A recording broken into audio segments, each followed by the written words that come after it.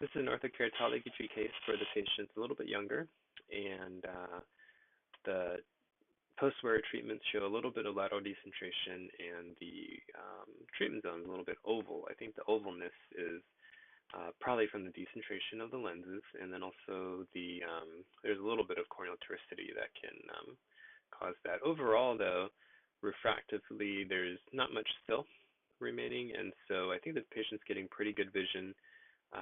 About to order a spare set of lenses and trying to decide whether or not we should make any adjustments to that lens. I think it would be a good idea, maybe in the long run, to get a little bit better centration of these lenses. And if I bring those up, these are the lenses the patient's wearing right now. There was a concern about excessive central clearance, and I think that's okay. 5 is definitely not on the low end for me, but even if we needed to increase that a little bit, I think it'd be okay. Another thing I would do is turn the blending back on. I do agree that turning the blending off gives us slightly better sharpness to the return zone, but it does worsen centration oftentimes. So I think turning the blending back on would be a good idea. And then I would bring the periphery of the lens down a little bit just to get better alignment out in the periphery. Maybe to there and to there. So we've got about 6.5 microns of clearance. If we look at the post-wear topographies, the peripheral alignment actually looks pretty good.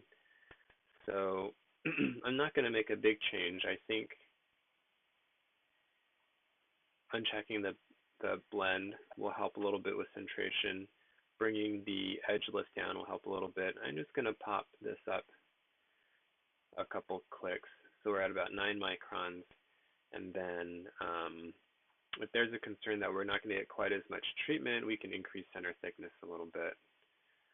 So if we go to a 28, for example, that will give us a little bit more central push.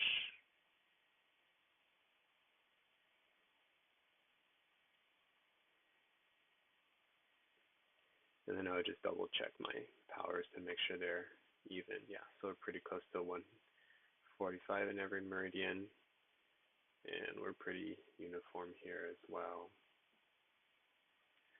So we have a little bit less edge lift, turn the blending back on, and increased overall the sagittal depth of the lens a little bit. I think that'll center a little bit better. It should not give the patient much difference visually, but if we can center that treatment zone a little bit better, maybe we can use this pair as the patient's primary, and then the pair that the patient has now can become the backup. So those are probably the changes I'd recommend on this patient. Hope it works well and the patient continues to do well. Thanks for watching.